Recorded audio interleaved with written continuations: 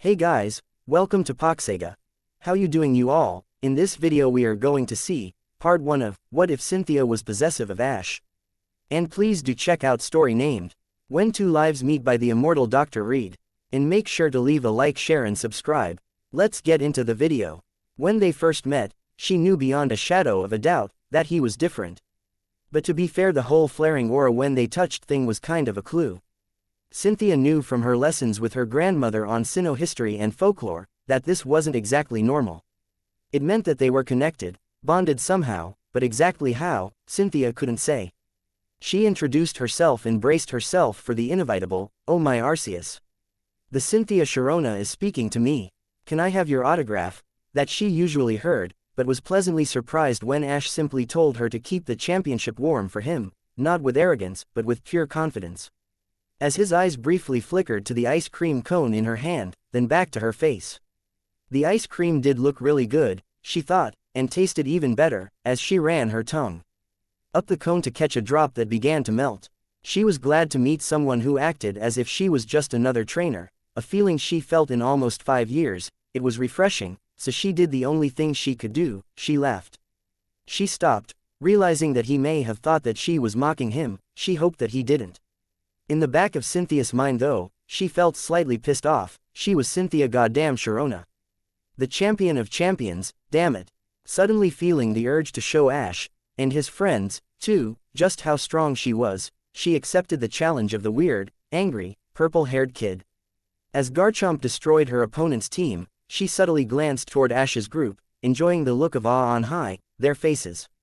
After healing angry purple boy's Pokemon, He left and Cynthia got talking to the group, until she realized she had to leave. Before she left she told Ash something that she read on the wall of the ruins she was studying earlier, that seemed to resonate with her. She told him that when two lives met, something is born. Neither of them realized at the time just how true her words were. And with that she left, her mind still on the young man with the Pikachu on his shoulder. Ash Ketchum, she mused, she would definitely have to keep an eye on him, that is to say, he looked like a good trainer and she wanted to see how far he went in the league. That's it, honest. When they first met, Ash was fascinated by the blonde woman, although that may have been due to the way she was running her tongue over her ice cream, which intrigued him, for some reason. When he first heard of Sinnoh's female champion, he pictured a battle-hardened, old woman, around Agatha or Glacia's age, not a young woman who couldn't have been more than a few years older than him and so, well, beautiful. Fighting down a small blush, he introduced himself in typical Ash Ketchum style, by stating his name, place of birth and desire to take her job, which got a laugh from the blonde. That he noticed sounded like music. Ash cursed himself, he must have sounded an arrogant jackass, Ike Gary. Of course, Brock acted as Brock usually did in the presence of almost every human female. In other words, like a horny growlith. Seriously Brock, now, after many years of traveling with his friend, Ash had gotten used to this. Sure, it irritated him at times, but right now, it downright pissed him off and he had no idea why. Pushing his sudden annoyance down, he watched with interest as Paul challenged Cynthia to a battle. Ash chuckled to himself. Didn't Paul know that they didn't just give the title of champion away? Sure, Ash might have battled quite a few people that he knew were out of his league, but to openly challenge a woman whose skill was on par with Lance or Steven, and according to most people actually surpassed them, having beating both of them when she was a mere 16. He watched awestruck, as Cynthia's Garchomp effortlessly took down Paul's team, one after the other. During the battle, he noticed that every few seconds Cynthia would look over towards them, but would quickly avert her gaze when he tried to catch her eye. Weird, right? After Cynthia healed Paul's Pokemon, Ash and her chatted for a while, until she had to leave. That was a shame, he thought. He wanted to hear her talk more. As he watched her leave, Ash thought to himself that he couldn't wait to see her, to challenge her himself. Yeah, that's it. Honest. Well, good night guys. Dawn called to her friends as she climbed into her tent to sleep. It had been a long day and our heroes were ready to rest.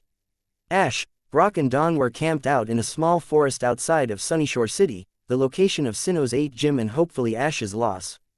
T-stop on his way to the Lily of the Valley conference. Hey, Ash, Brock asked. Maya hey. Ash mumbled incoherently. Ash, Brock said again. What? Yeah, what is it, Brock? Ash asked, startled. Are you feeling okay? You're not sick, are you? Brock asked, concerned for his friend. Yeah, I'm fine, why'd ask? It's just that you've been spacing out a lot lately. It's nothing, I'm fine really. Ash replied, a bit too quickly. Ash sighed. Can't hide anything from you, can I, Brock? Oh. Nope, I know you too well, so what's on your mind? He asked, curious about what was causing Ash to act out of character. Are you nervous about the gym battle tomorrow? Ash sighed again and looked into the embers of the campfire. No, that's not it, you know me, if it was the gym battle, I'd be more excited. That's true, Brock replied. In all the time I've traveled with you, I've never seen you nervous about a battle, so what is it? It's just that lately, I've kind of been having these weird dreams. Ash chuckled awkwardly as he scratched the back of his head. Now Brock was really curious. What kind of dreams, Ash? Could it be true? Could his little brother in all but blood be having the dreams? Well, that's the problem, I don't really remember, Ash lied, averting his eyes. Really now? Brock asked, clearly not believing him. Ash, you know you can talk to me about anything, right? Yeah, I know, I just really don't remember is all, he exclaimed. Now it was Brock's time to sigh. Alright Ash, but if you suddenly remember what these dreams are about, come talk to me, okay? Okay, Ash said. Brock went to his tent and was about to get in when Ash called out to him. Hey, Brock. Yeah, thanks, Ash said with a smile. Not a problem, Brock smiled back. Brock turned around again. Hey, Ash, has anyone ever given you the talk? The talk? Ash asked, confused. You know, when a man and a woman, you know, he trailed off, hoping he wouldn't have to explain it to Ash. Oh, you mean sex? Right, Ash responded, slightly uncomfortable. Yeah, don't worry, Mom and Professor Oak explained all that to me when I was 12, Ash shivered at the memory. Must have been pretty bad, huh? Brock's father had what you could call a unique way of teaching his sons about the Pidgey and the Beedrill, which comprised of giving them the latest issue of Jenny Enjoys Jugs, a sock and some privacy, which he suspected to be the source of his fixation, and his younger brother Forrest's more recent one, with the beautiful pink and blue-haired women. They used puppets. They made them say things, he whispered. That must have been terrible. He could only nod. Well, good night, try not to stay up too late, now. All right, good night Brock. Night. Ash stayed up for another 20 minutes or so, idly scratching behind Pikachu's ears. Come on, buddy, let's get some shut-eye, huh? He picked up Pikachu, rousing him from his slumber. Kaya, he yawned. Pikachu Pika Pika Pie, why'd you wake me up, Pika Pie? Because we're going to bed and I can't let you sleep out here by yourself. Chew Pikachu Pika. So, looking forward to tonight? He asked, with what seemed to be a smirk, as Ash got inside his sleeping bag with Pikachu lying on his chest. Oh, come on, I tell you that in confidence and you never shut up about it. Pikachu Pika Pika. Pika Pie, well, I just think it's adorable you dream about your potential mate, Pika Pie. It's not like that, Ash shouted, indignantly. Pikachu, of course not, Pikachu replied patronizingly. Just go back to sleep. He grumbled wearily. Pikachu just chuckled as they both drifted off to sleep. Ash stood in a forest in front of a gigantic, Aztec-like pyramid stretching high into the clouds. That's how the dream always started, and he knew what he had to do next, so he began to climb. Minutes, hours, days, might have passed, he couldn't tell. He lost all sense of time. Concentrating solely on getting to the top, his goal was in sight, all he needed to do was make one final push. But he was exhausted, unable to drag himself up the final step. But an arm appeared from the edge of the pyramid's summit. Need a hand? The arm's owner asked. Ash reached out and grasped the arm and pulled himself up. Took you long enough. Cynthia smiled as she walked over to her throne and sat back down. What took you so long? Hey, it's a pretty hard climb getting up here, he said defensively. Yeah, but look at that view, she gestured behind him to the huge forest. The massive mountains and the orange sun, setting behind them. Worth it, don't you think? Ash never took his eyes off of Cynthia. Yeah, definitely worth it, he murmured. He took in what she was wearing. A translucent black robe that seemed to be made of a very fine material and not much else. So, what now? Ash asked. Well, I think that's up to us. So why don't you sit here with me a while and we can figure it out? She smiled mysteriously as she patted the space on the throne right next to her. Why not, I guess. He took a step closer and he heard a slight rumbling noise. It only got louder as he got closer. Cynthia, what is that? He had to shout over the growling that sounded more like a jet engine. You didn't think it would be that easy, did you? She shouted back, as an oversized Garchomp appeared from behind the throne. How on earth did he not notice that? The Garchomp wrapped itself around the throne and bared its teeth to Ash. Oh, don't mind her, she's harmless, to humans, mostly. Well, that's reassuring, he shouted. Ash, if it were too easy, what would be the point? She smiled that mysterious smile again. It's lonely at the top, Ash, come get me, and with that. The Garchomp lunged. Ash shot up, throwing Pikachu out of the tent. Pikachu, what the hell? Sorry, Pikachu. After a small dose of electroshock therapy, courtesy of Pikachu, a twitchy Ash was in Brock's tent, shaking him awake. Brock, wake up. No, Jenny, not the pepper spray, Brock screamed. Ash sweat dropped. Even in his dreams, Brock couldn't get a girl. What time is it? Why'd you wake me up at? Brock looked at his Pokétech. 5:30 a.m., you said I could talk to you at any time, right? Yeah, but by anytime, I meant anytime between 10 and 10. Oh, right, sorry to bother you. I'll let you get back to sleep, Ash apologized. Nah, it's fine, I'm up, what did you want to talk about? Brock yawned. Well, I wanted to talk to you about my dream. Ash started, uncertainly. Okay, omit no detail, no matter how filthy. And so, Ash told Brock about what he dreamt about, telling him everything. So, you dreamt about Cynthia, wearing a see-through robe. Telling you she was lonely and that she wanted you next to her, Brock said, making sure he got in his mind, the key points of the dream. And what do you think it means, Ash? Brock asked him in a teasing tone. Well, I think that the pyramid represents the hard work that it takes to become a great trainer. Cynthia sitting at the top of the pyramid represents the paragon of what I think a great trainer is and who I want to be. The throne represents the championship itself, while her Garchomp represents my fears about not being good enough to take that throne from her, which Shish thought and what any decent psychologist would assume to be a fair analysis. But Brock was no psychologist, Brock was Brock. And Brock being Brock, slapped Ash in the face. What the hell was that for? Ash exclaimed, clutching his face. For being an idiot and waking me up, now go back to sleep. A couple of years later, Ash and Cynthia discussed the topic of dreams, and when Ash told her this story, Cynthia laughed and agreed with Brock, but fortunately, gave him a kiss instead of a slap and said that she may have had one or two dreams about him too, but maybe not quite as innocent as his. Oh well, they still had fun acting them out. Ash was in his hotel room, lying down on the bed, alone except for Pikachu and his thoughts. I finally did it, I beat Paul, I'm in the quarter-finals and I'm going to battle Tobias. I knew it wasn't going to be easy, but it still felt a lot harder than it should have been. Why is it that I could only beat Paul now and none of those other times? What was it that was missing those times? Actually, what was missing all the times I've lost? Me and my Pokemon have beaten gym leaders, legendary Pokemon and crime bosses much stronger than Paul or Gary or any of my rivals. What am I doing wrong? He frowned. Pikachu, sensing his friend's emotions, nuzzled Ash's cheek. Pikachu, Pika-Pie, what's wrong, Pika-Pie? I don't know, Pikachu, I just don't know, he sighed. Pikachu and the others have always been there for me and I just let them down over and over again.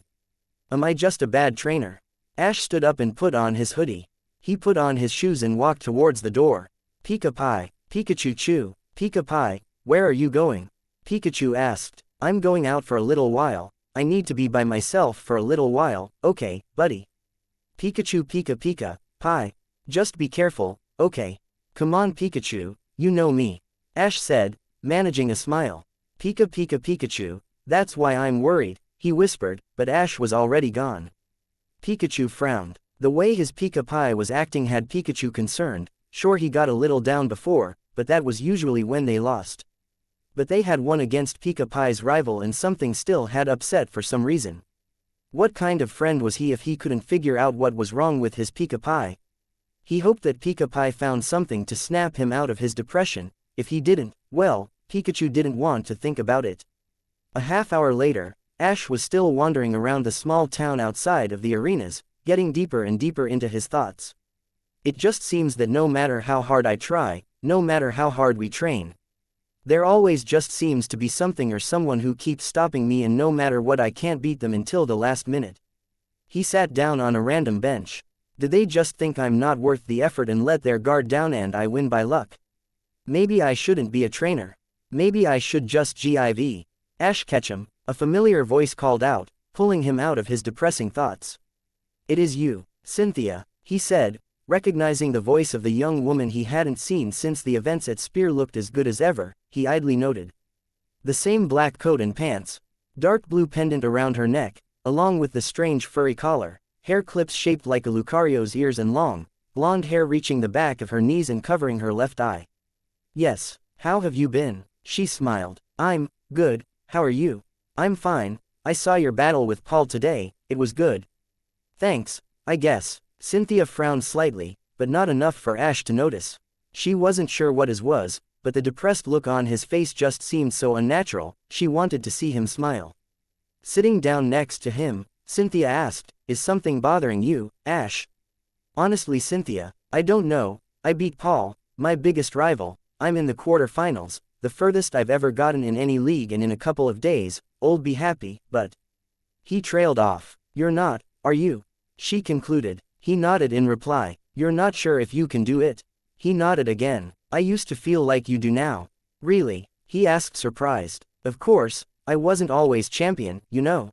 I was in the exact position you are now, scared, excited, worried, not sure if I could or even should go on. Yes, that's exactly how I feel. So, what did you do about it?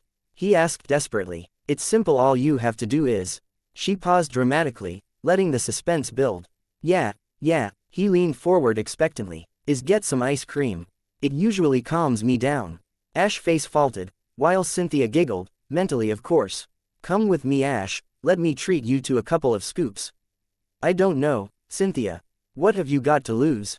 Besides, do any idea how many guys would love to be in your position right now? She stood up. Come on, get some ice cream with me and let me give you some advice, what do you say?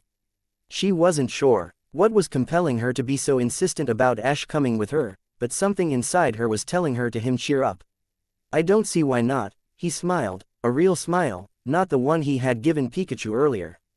Getting up from the bench, he followed Cynthia down the street. So where are we going? He asked. Oh, don't worry, you'll love it, I was actually on my way there when I saw you, After a few minutes of light conversation, they arrived at a place called Roberta's Ice Cream Emporium. Cynthia, a middle-aged, brown-haired woman, shouted from behind the counter. It's been a week since I last saw you, and you've gone and gotten yourself a toy boy. Cynthia's cheeks turned slightly pink, not that Ash noticed, thankfully he was transfixed by the vast array of different flavors on display.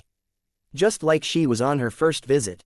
It's not like that, Roberta, he's just a competitor in the conference and I just wanted to treat him, is all. Really, in all the years you've been coming here, you've never brought a friend. I wonder what makes him so special, Cynthia sighed. She swore, sometimes Roberta could be worse than Bertha and her grandmother combined. Can't an older Oman take a younger man for some ice cream? To an ice cream shop she had never brought anyone else. An ice cream shop the older woman considered to be akin to sacred ground. An ice cream, actually, she should just stop. She was just making it worse. So, what will Madam and her special friend be having? Roberta asked. I'll have a scoop of leopard berry and double chocolate with green apricorn shavings. And for you, young man? Ash snapped out of his daze. Oh, right, he'll have a scoop of mint and oran berry, no toppings, Cynthia said, interrupting him. Ash looked at Cynthia. Trust me, she smiled. You see, Cynthia had a deep understanding of ice cream. She knew all the ways a certain flavor could react to a certain topping or sauce. Her knowledge of the frozen dairy product could be compared to some of Unova's greatest connoisseurs. You'll love it, Ash nodded. All right, whatever you think is best. They sat at one of the shop's tables and Cynthia smiled as she watched Ash's face light up in delight as he took his first lick of his ice cream. This is delicious, he exclaimed. I told you, the flavors, they're mixing together in incredible ways, it's amazing. I know, right? She licked her own cone. So Ash, are you going to tell me what's really bothering you? I already told you, I'm just a little worried about going up against Tobias. Ash, we're friends, right? We are. We saved the fabric of reality together. I consider that quite a bonding experience, she replied. Yeah, I mean after the first 3 times it all kind of blends together, but I guess you're right. We are friends, huh? Cynthia laughed. That was a joke, right? So, are you going to tell me, Ash? Okay, I guess it's just that. I've been in 3 other leagues. And the quarterfinals is the furthest I've ever gotten. That's nothing to be ashamed of, Ash. Today was the only time I've ever beaten Paul. Every other time I've lost, badly, and I'm just one. Ring if I only won because he let his guard down. Go on, she urged. Lately I've just been wondering if maybe I should just give up. Give up? Yeah, look at the way Tobias has destroyed his opponents with his Darkrai, and I don't know if I can beat him. Ash looked down at the table. Ash, look at me, Cynthia said sternly. Ash looked up and met her steel-colored eyes. I think you can do it. You do. Yes, Ash, I have to admit, I've done a little research on you, and to be honest, I was surprised at your record. I've seen some of the videos of your gym battles, and the way you defeated them was astounding, and some of your Pokemon even more so. If you had used the Charizard you used at the Blackthorn gym or the Glalie you used in the Hoenn League, I have no doubt you would have destroyed Paul easily.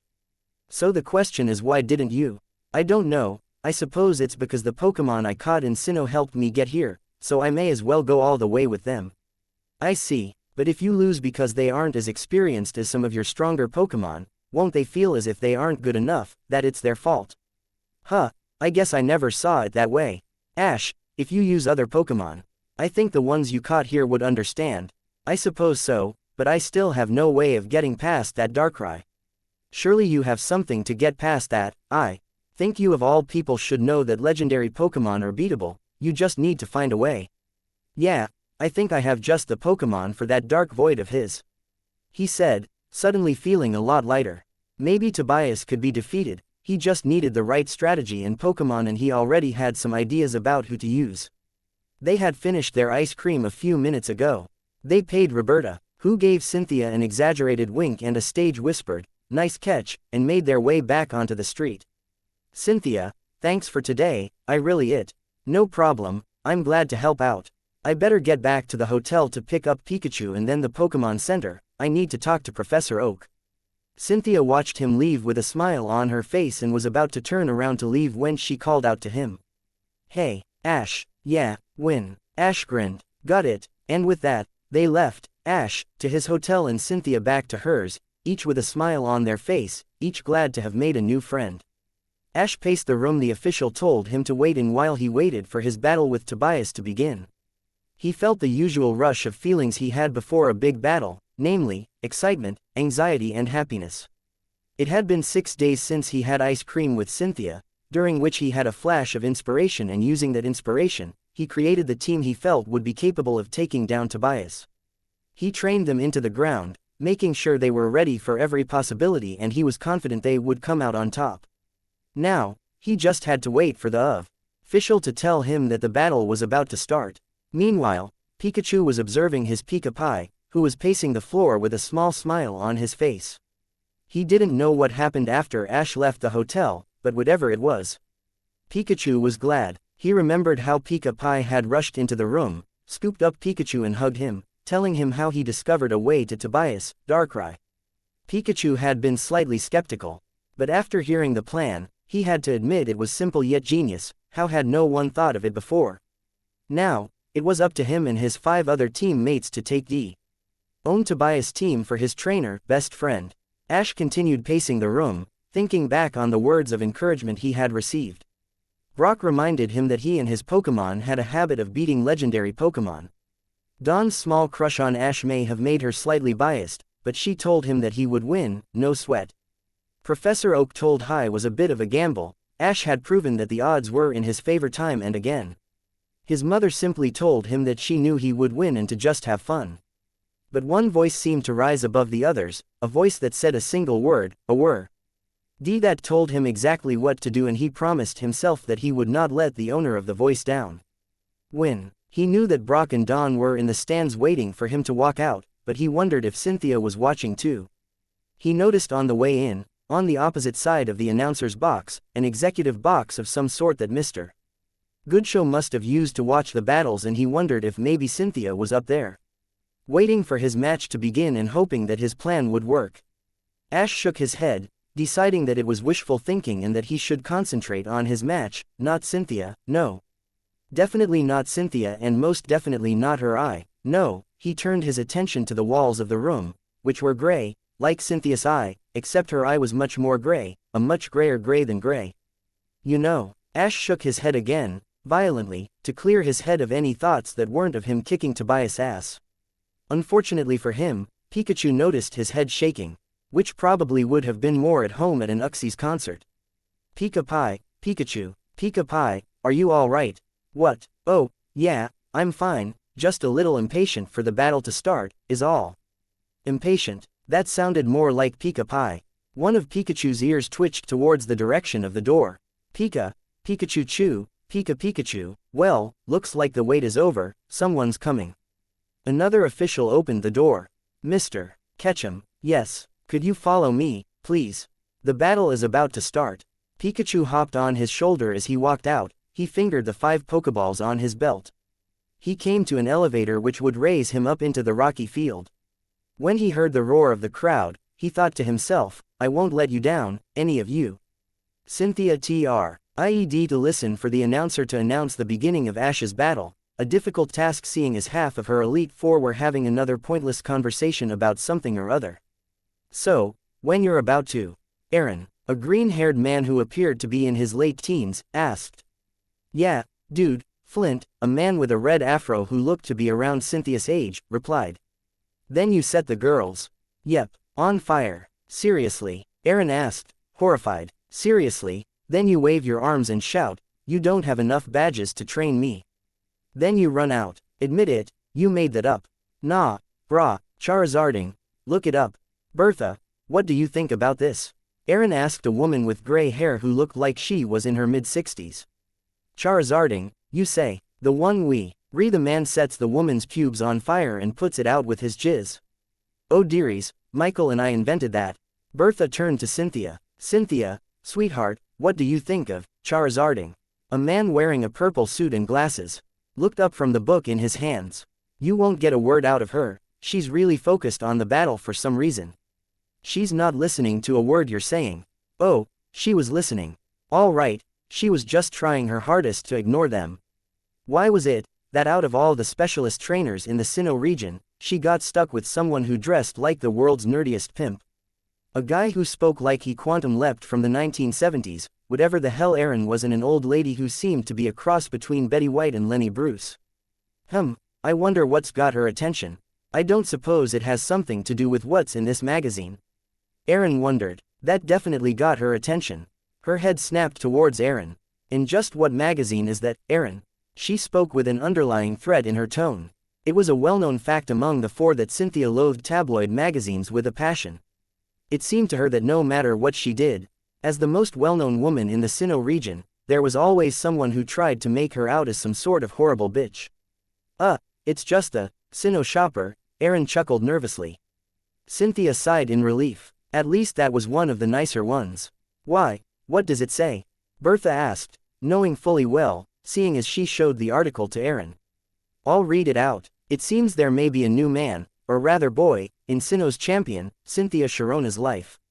Sharona, 20, has recently been sighted in the company of Sinnoh League hopeful, Ash Ketchum, 16, in Roberta's Ice Cream Emporium, where Sharona is often spotted. While it may simply be a case of a more experienced trainer giving some advice, the deep, meaningful look the two shared suggests otherwise. Is it possible that Cynthia, who famously has never been romantically linked to anybody during her 5-year reign as champion, has finally found someone to tame her heart, despite the age difference? Well, is it, Cyn Canyon? Aaron teased. Cynthia felt her cheeks heat up for some reason. Why, it's not as if I'm embarrassed to be seen with Ash, she thought. First of all, it's Toro's crap, we just talked, had ice cream and left. Secondly, how many times have I told you not to call me Canyon, damn it. Cynthia, Aaron's just teasing, but I can understand if you want to keep your love affair with a 16-year-old a secret from the media, you wouldn't want people to know you were getting rammed by a kid, Bertha said, in her mind, at least, reassuringly. Aaron and Flint burst out laughing and Lucian sniggered. He isn't ramming me. We're friends, Cynthia hissed. I mean the idea that she and Ash would do something like that. Oh, I see, you're just fuck buddies, then. She nodded understandingly. No, whenever Bertha said things like that, which was 98% of the time, it really made Cynthia want to strangle the old dear. Just as Cynthia was about to protest that she and Ash were absolutely, positively not in a relationship, Bertha turned to the battlefield. Oh look, I think it's starting, Bertha announced as if she hadn't just accused Cynthia of being in a carnal relata onship with someone who was technically a minor. Her anger suddenly gone, Cynthia watched Ash with a small smile on her face, which Bertha noticed, but wisely decided not to mention. He's confident, Lucian noted. As a psychic specialist, Lucian knew that no dark type was unbeatable, but wondered if this Ketchum guy could pull it off. He's cocky, that Tobias dude is pretty tough, Cynthia's Guyan. Eads to have something special up his sleeve, Flint stated. He's cute, Bertha muttered, but that was more to Cynthia than the group. True, but he's godlike, no ass, Aaron finished. Cynthia, your thoughts? Lucian asked. Ash'll win, I have no doubt, Cynthia said, certain that no matter what Tobias threw at him, Ash would pull through. This is a battle between Ash Ketchum of Pallet Town and Tobias. 6 on 6, no substitutions. The referee announced. Green trainer ready. Tobias nodded. Red trainer ready. Ash nodded as well. Green trainer, call out your first Pokemon. Tobias took a Pokeball from his belt and threw it into the field, revealing the form of the pitch-black Pokemon, Darkrai.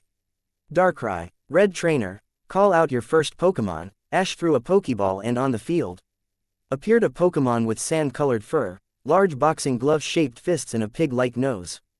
Primeape. Up in the stands, where Brock and Dawn were watching. Wow, I haven't seen that Primeape in years. Brock told Dawn. I didn't know Ash had a Pokemon like that, where did he get it?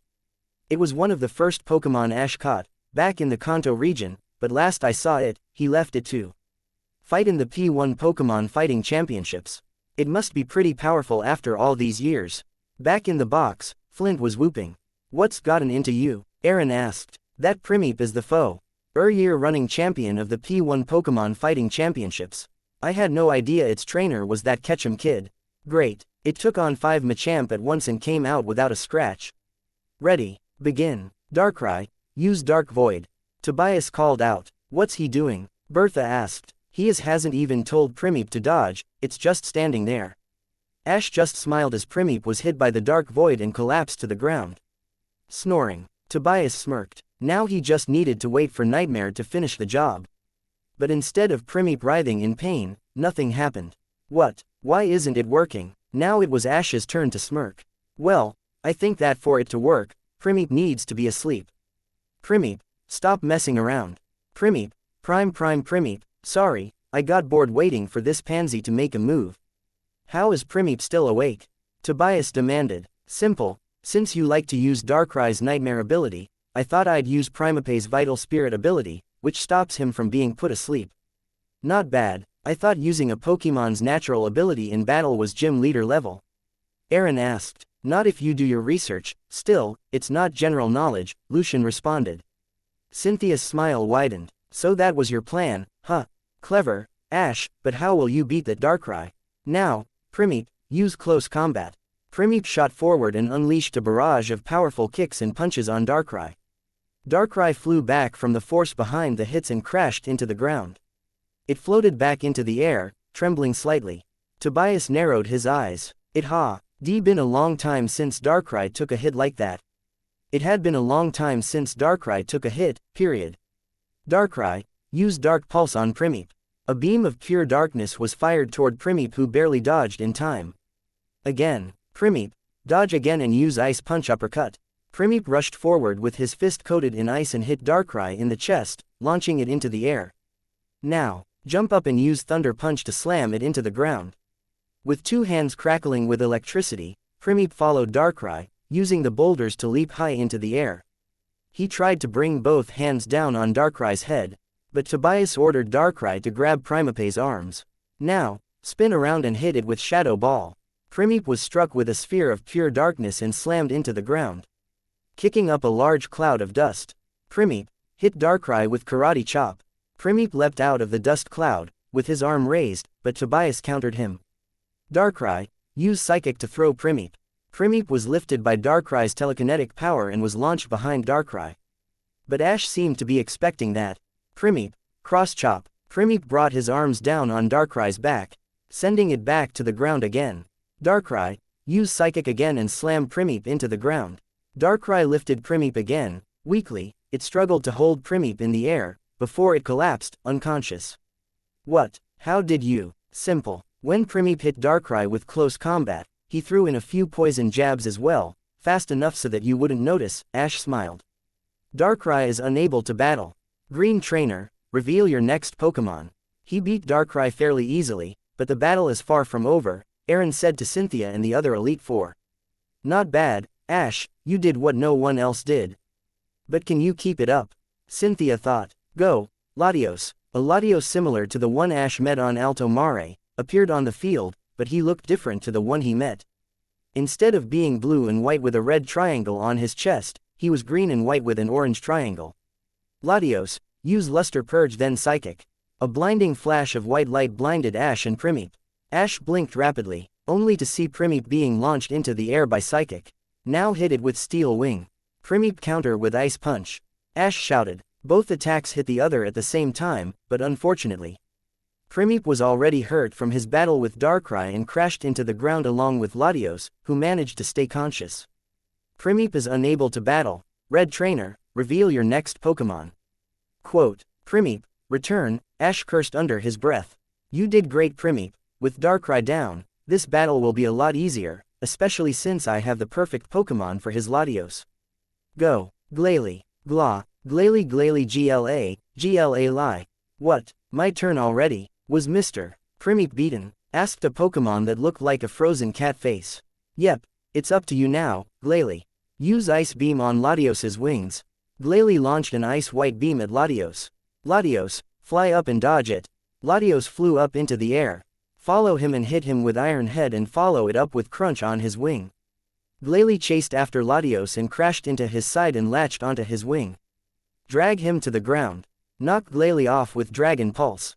Glalie, let go and use Blizzard. Before Latios could fire off Dragon Pulse, a wall of snow and ice crashed into them both. Out of the miniature snowstorm, Glalie and a frozen Latios flew through the air towards the ground. Finish him with Dark Pulse. A beam of dark energy hit Latios from above, speeding up his descent. An even bigger cloud of dust than the one Primip made was formed. Glalie floated back over to Ash's side of the field, and once the dust cleared up, it revealed a half-frozen Latios with swirly eyes. Latios is unable to battle. Green Trainer, reveal your next Pokémon. He's good, maybe he can do it, Bertha said. He's only one on type advantage so far, Lucian responded. Lucian dear, you and I both know that type advantage means nothing. Yes, well, we'll see. Articuno. Tobias called out a magnificent blue bird to the field. Another legendary. Don gasped. How many does this guy have? Glalie. Glalie Lie. Wow, I can't believe I'm floating in front of an Articuno. It's an honor, Miss Articuno. Glalie shouted. Wow, who knew Glalie was a fanboy? Ash sweat dropped. The Articuno cawed in confusion. Yes, thank you. Articuno, use Ancient Power. Tobias called. UGE boulders were torn out of the field and hit Glalie dead on. Now, use Water Pulse. Dodge it and use Dark Pulse. Ice Beam, match it with your own. The two beams of icy energy fought against each other, neither appearing to be gaining the upper hand, but Tobias, growing tired of the stalemate, called out, Blizzard. Another blizzard, significantly larger than Glalie's own, engulfed Glalie, but when it cleared, instead of seeing a knocked-out Glalie, like Tobias, and most of the crowd, had been expecting, he saw Glalie, looking as if he had just enjoyed an invigorating ice bath. That should have taken down any Pokémon, regardless of type, so why didn't it? Tobias asked. That would be another one of my Pokémon's abilities, Ice Body, which means instead of being hurt by ice-type moves, Glalie is healed by them. Ash answered. Tobias gritted his teeth. This kid was keeping Articuno from using most of its moves. He'd have to end this quickly. Keep using Ancient Power, keep it on the defensive. A barrage of boulders attacked Glalie, who barely managed to avoid them. Ash had to think quickly. Glalie couldn't keep dodging forever. It would only take a couple of solid hits to take Glalie out. So this next attack needed to count. Blast through the boulders with Iron Head and hit Articuno. Articuno, Water Pulse. The blast of water struck Glalie dead on and Glalie sudden Y stopped in midair with a vacant look in his eyes. He's confused. Now Tobias had all the time he needs to take out Glalie and even us up, unless... Ash narrowed his eyes. I didn't want to use this move so early. But it looks like I have no choice. Glalie, use Sheer Cold. Tobias began to sweat. If this attack hit, Articuno was gone. He needed to take advantage of Glalie's confused state and hope that either Sheer Cold missed or this next attack hit. Articuno, one last ancient power. Just as a maelstrom of frost and hail hit Articuno, a boulder managed to strike Glalie. In his confused state, he was unable to dodge and was taken to the ground. Both Pokémon are unable to veil your next Pokémon. Glalie, return. Thanks, Glalie, I wasn't expecting you to take out 2 legendary Pokémon, but you've surprised me. Now, take a good, long rest. It looks like this battle could still go either way, but I'm putting my money on Ketchum. I mean, if Cynthia has so much faith in him, then he must be something special. Aaron whispered to Bertha. Bertha smirked. Of course he is. If he wasn't, she wouldn't have that look on her face. Aaron looked at Cynthia and saw the almost calculating look she was giving Ash, who was throwing his next Pokeball. What's she thinking about, Bertha? Oh, don't worry, dear heart, I think we'll find out soon enough, she chuckled. Go, Sceptile. Heatran. A green bipedal reptile with a large, tree-like tail was summoned to the field along with a 4-legged Pokémon, which looked like it was made of molten lava and had a metal face and feet. Sceptile Tile, SCEP. Are you sure this is a good idea, Ash? Ash chuckled. Sorry, I didn't know he had a Heatran. Just try your best to knock it out, okay? Now, start off with Night Slash. Sceptile nodded. The leaves on Sceptile's arms grew and took on a pitch-black aura as he rushed towards Heatran. Heatran, Earth Power. As soon as he called the move, lava erupted from the Earth-like mini-volcanoes. Sceptile was hit by some of the lava and had to abort his attack to avoid being burnt to a crisp. So it looks like a head-on approach isn't going to work. I'll have to keep this long range. Sceptile, hit it with Leaf Blade Night Blade combo. Now, Sceptile wasn't an idiot. He knew that with such a big, slow-looking Pokémon, there had to be a good few powerful close-range attack KS up its sleeve to make up for that lack of speed. Then again, it was clearly a fire type, which meant devastating long-range attacks too. So, either way, unless Ash had something planned with this suicidal charge, he was screwed. But he decided to trust his trainer. The leaves on his arms grew again, taking on a more leafy look before being imbued with the essence of darkness. He charged. Tobias frowned. Surely, Ash couldn't be planning to do the same thing that just failed. Still, he had better play it safe. He didn't want to lose another Pokémon because Ketchum surprised him again. He started, but was interrupted by Ash's shouting. Cancel it and slide under Heatran. Use Rapid Fire Energy Ball. Sceptile slid across the field charging an Energy Ball. He fired a barrage of THM into Heatran's steel-plated underside, doing some damage, but clearly not enough. He came out the other side of Heatran and used his Night Leaf Blade combo.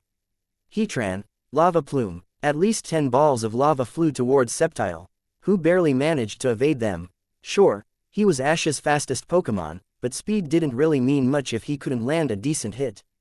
Ash would have to use Sceptile's most powerful move to even hope of putting a dent in Heatran. Sceptile, Leaf Storm, Magma Storm. Sceptile's attack was quickly swallowed up by Heatran's and knocked Sceptile out. Sceptile is unable to battle. Since both trainers have 3 remaining Pokémon, we will take a 10-minute break. The referee announced. Back in their private box, Cynthia turned to the Elite Four. So, what do you think? It was obvious who she was talking about.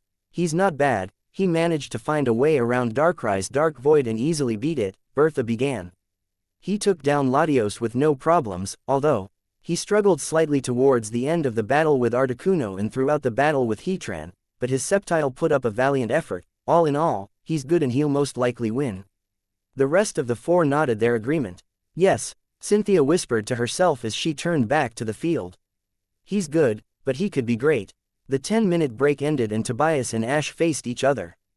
Go, Heatran, go, Snorlax. A huge green and cream Pokémon was called to the field.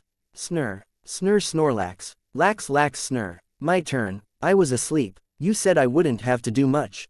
Snorlax grumbled. Well, you'll just have to finish this battle quickly, then you can sleep all you like. Lax, Snorlax, Lax, alright then, I'll do this quickly, I'm tired. Snorlax, Focus Blast, the attack hit dead on. Heatran, use Earth Power, use Thunderbolt to paralyze it. A wicked bolt of lightning came from Snorlax's hands and struck Heatran. Tobias swore, it looked like Snorlax had some powerful moves and both were super effective against Heatran. And if this Snorlax was like the others he met, then fire-type moves would be of little use. Heatran, use Iron Head. Heatran lowered its head and charged Snorlax. But as it drew closer, Ash ordered an earthquake. Heatran lost its balance and fell heavily to the ground. Finish it with Body Slam. Heatran is unable to battle. Green Trainer, reveal your next Pokémon. Quote, Raikou, Thunder Fang. Raikou charged Snorlax and with its superior speed, Snorlax had no time to defend. Use Ice Beam, Snorlax. Dodge and Rapid Fire Thunderbolt. About 15 Thunderbolts hit Snorlax one after the other and knocked Snorlax onto his back. Snorlax pushed himself back onto his feet. Snorlax Snur. Now I'm angry. Snorlax, Giga Impact. Raikou, hit Snorlax with your own Giga Impact. Snorlax and Raikou charged at each other and coated themselves in a purple aura. They collided in an almighty explosion. Snorlax is unable to battle. The referee announced as the dust cleared. Red Trainer, reveal your next Pokémon. Snorlax, return. Great job, big guy. I think it's fair to say you deserve that rest now. Now they were down to their last two Pokémon. Tobias had Raikou and an unknown Pokémon and he had Pikachu and another Pokémon, one who was arguably his strongest, who only tied in power with Pikachu, one who was itching for a good fight. Charizard, I choose you. A large, orange, dragon-like Pokémon with a flaming tail took to the field. Uh-oh, Tobias is really in for it now. Brock told Dawn. Wow, that Charizard looks so strong. She replied, he's taken down Pokémon that even Pikachu couldn't beat.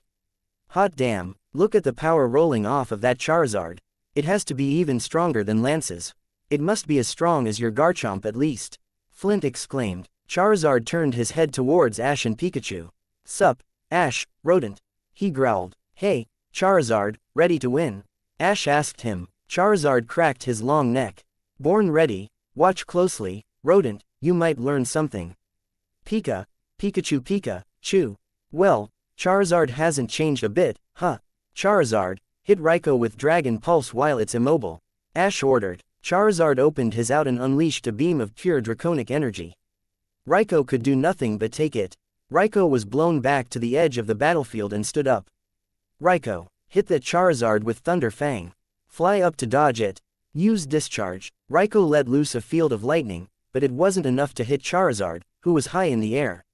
Tobias knew that, so what was he up to? Ash wondered. Take it back in and use it to power up Thunder. Raikou absorbed the lightning into its body and it shot up into the air, forming a large, black cloud. Crackling with electrical energy. Thunder. Charizard, dive bomb Raikou with Flare Blitz. Charizard tucked in his wings and shot towards the ground, barely dodging the impossibly large bolt of lightning. Blue flames surrounded his body as he closed in on Raikou. Counter with Giga Impact. The two attacks created another explosion. Tobias is getting desperate, Aaron said. Yes, if he's relying on Giga Impact to take out Charizard, despite leaving it open to another attack, he must be, Lucian agreed. Indeed, but the Charizard of Ketchum seems too strong to be taken out so easily, don't you think, Cynthia? Bertha asked. Yeah, Cynthia murmured while watching the battle, or more accurately, flicking her eye between the dust cloud and Ash's concerned face. He's certainly a strong trainer to raise such powerful Pokémon. Definitely something about that Ketchum lad, Cynthia. Yeah, really soaks your panties, doesn't he? Yeah, wait, what? No, I'm not, I don't. She sighed. Oh, shut up. The dust cleared, revealing both Pokémon, Charizard looking almost unharmed, while Raikou panted heavily and stood with one of its hind legs off the ground. Hit Raikou with Dragon Claw and follow it up with Shadow Claw. Charizard rushed forward, clawing Raico's side and then knocked it into the air with his other shadowy claw. Raico flew into the air. Now, air slash, Charizard whipped his wings, creating a razor-sharp wind that seemed to rend the very air. Unable to dodge or defend, Raico was hit full on. It hit the ground heavily, and after such a devastating combo, it didn't get back up. Raico is unable to battle. Green Trainer, reveal your final Pokémon. Go, Regice. A Pokémon made from ice came onto the field. Hail. A hailstorm started, obscuring Ash's and Charizard's view. Now, Ice Beam. The Ice Beam came out of the hail and struck Charizard, who normally would have shook it off, but with the hail constantly buffeting Charizard, it stung a little bit. Charizard, use Flamethrower. A jet of fire came from Charizard's mouth. The heat cleared up the hail, turning it into steam. Flare Blitz. Charizard's flame-covered body hit Regice dead on. Ash could almost taste victory, he just needed to pull off this next move. Now grab it and use Blast Burn, point blank. A mighty firestorm was summoned from the depths of Charizard and was unleashed on Regice, who was swallowed up by the inferno. When the flames cleared, Regice was knocked out, lying on its back. And that was when Ash heard the magic words. Regice is unable to battle. The Green Trainer has no remaining Pokémon. The winner is Ash Ketchum of Pallet Town. The crowd roared and Ash had to hold himself from doing a victory dance, while Flint handed Bertha a small stack of poke. Cynthia, however, came to a conclusion about what she had been thinking about since the first time she saw Ash battle. Yes, she thought, with a smile on her face. He'll do nicely. The only one upset was Pikachu. Pikachu, Pikachu, come on, I didn't even get to fight. Ash chuckled. Next time, buddy, next time. The next few days passed quickly for Ash. After beating Tobias in the semifinals, he beat a trainer whose name he couldn't remember, who frankly, was only still in the league because he hadn't faced Ash or Tobias. The next thing he knew, he was standing on a stage with Mr. Goodshow and Cynthia, surrounded by thousands of people cheering for him. Goodshow and Cynthia gave short speeches about the bonds between trainers and Pokémon and how when they come together, they can accomplish anything. Goodshow turned to Ash. I hereby declare Ash Ketchum the winner of the 89th Annual Lily of the Valley Conference. He shouted as Cynthia handed the large trophy to him. Congratulations, I told you that you could do it, she whispered. Thanks, for believing in me, Ash said, scratching his cheek in embarrassment. Well, of course I did, she winked. Or at least, he thought she winked. She tilted her head slightly and kept her eye closed a bit longer than she would have if it had been a blink. Listen, Ash, I have a proposition for you, she said, turning serious. A proposition? What is it, Cynthia? He asked, confused. Not here. Here, take this. Cynthia took out a card from her coat and gave it to him. He read the card. E3 Lakes Hotel. It read with, room 901 feet written in pen underneath. Come to this hotel room tomorrow at around 3:30 p.m., I'll explain it all then. Ash pocketed the card. Sure, Cynthia, I'll be there. Good. Now, smile for the cameras, she told him. Ash turned back to the cameras to see Pikachu flex his arms. Cynthia and Ash laughed at his antics. Oh, by the way, Goodshow will want to talk to you later. After having more pictures taken and an hour-long interview, Ash lay in his bed, wondering what tomorrow would bring. Little did he know, a choice he would be given the next day would change everything. Ash woke up to the gentle tingling that usually accompanied one of Pikachu's thunderbolts.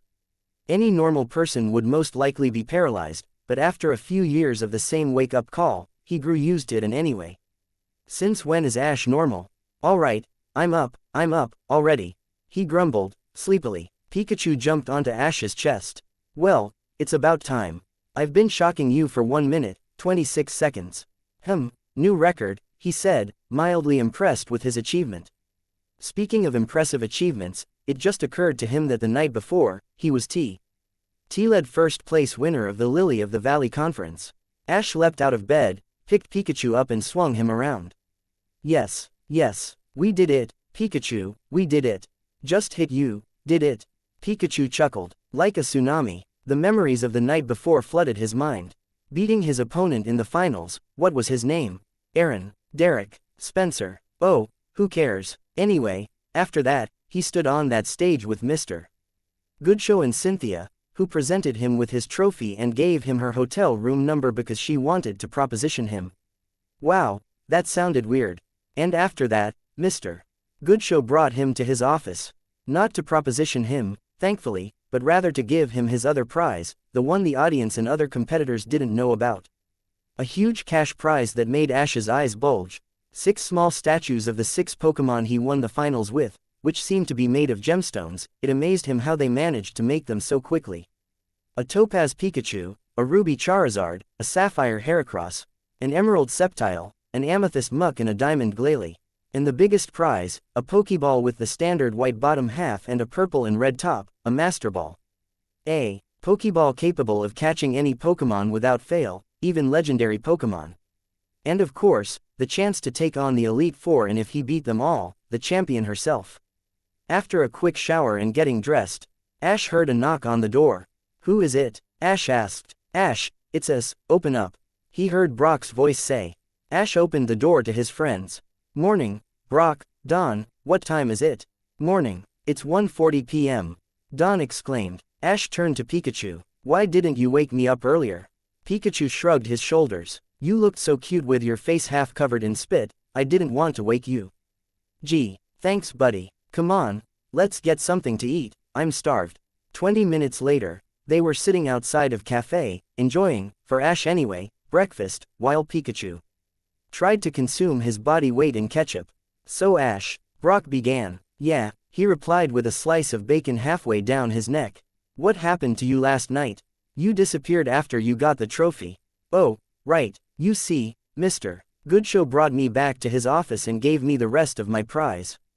"The rest of your prize?" Dawn asked. "Yep, this," Ash said, as he took the shrunken Master Ball from his pocket.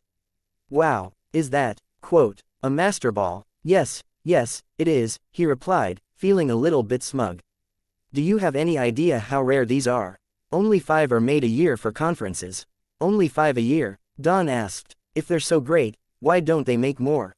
"Well, no, a champion or Elite Four member can request one, but it costs a fortune. And even champions can only get 2 at the most," Brock explained. "Speaking of champions, what did Cynthia say to you last night?" "Huh, last night, she said something to you and gave you something, what was it?" Brock asked, with a slightly lecherous smile. "Oh, she just gave me her hotel room number and she said she wanted to talk to me about something." Brock broke the silence. "Quote. What, she gave me her room number and said she wanted to talk to me about something," he repeated slowly. "Yeah, right, of course. Was there money mentioned?" Brock asked urgently. "No, why?" Ash asked, innocently. No reason. Was Ash really that naive? Brock wondered. At her hotel room at 3:30 p.m. Oh, that was fairly early, so maybe Cynthia wasn't interested in employing the services of Ash. But what else could it be then? You would be astounded by amount of lonely older women interested in having Ash keep them company. They would approach Brock with large sums of money, believing him to be some sort of pimp.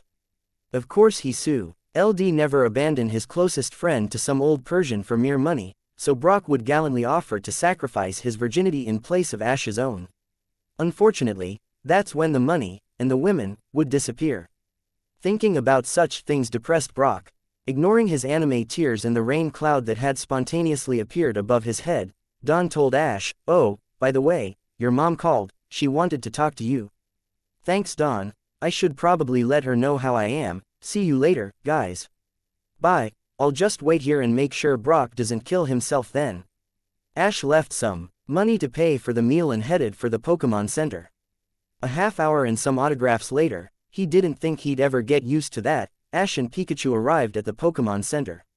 He sat down in front of the video phone with Pikachu on his shoulder and called his mother in Pallet Town. She answered after just the first ring with a stern face. "Ash Ketchum, do you have any idea how long I've been waiting for you to call me? Why are you up so late?" Delia shouted. Sorry, Mom, I overslept a bit." Delia sighed. "Don't apologize, I'm just happy you're alright." She smiled at Ash. "So, congratulations, how do you feel?" "I feel pretty fantastic actually. Financially, I'm set for the next few years. I've done what I've wanted to do since I became a trainer and I'm beginning to release what I've been missing all this time." "That's wonderful, honey, so when will you be home?" "I'll be back in a few days or so. there's still some things I need to take care of here, he told her. Like what? She asked, curiously. Oh, it's nothing really, it's just that someone wanted to see me, something about a proposition.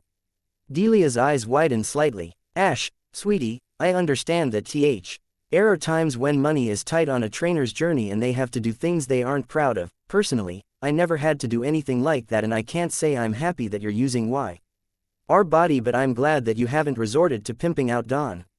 Mom, what are you talking about? Ash asked, mystified. Oh, nothing at all.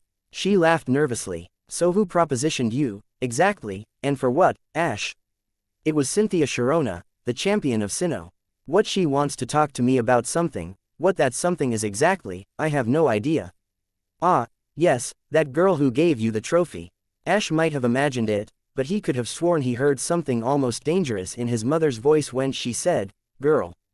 Well, I better go, I have to meet up with her soon and I don't know where her hotel is, so who knows how long it might take me to find it. Love you, bye.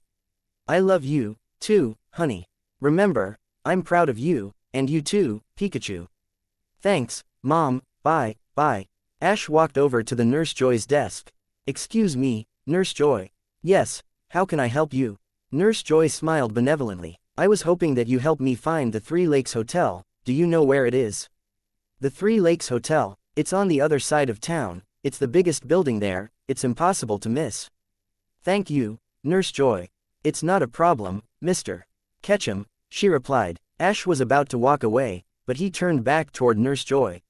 Wait, you know my name? He asked. Oh, a lot of people know your name, Mr. Ketchum, she said with a slight blush, barely noticeable against her pink hair. Ash turned around again and left the Pokemon Center, intent on finding Cynthia and finding out exactly what her proposition was. Meanwhile, as Ash was wandering around, hopelessly lost, Cynthia was in her penthouse suite, rereading the file she got from Lance's G-Men on Ash. Name: Ashton B. Ketchum. I wonder what the B stands for, she thought, her natural curiosity making itself known. Date of birth: 25th of November. So, his birthday is only 2 months after mine. Cynthia wasn't sure why she found that notable. Age: 16. Place of birth: Pallet Town, Kanto.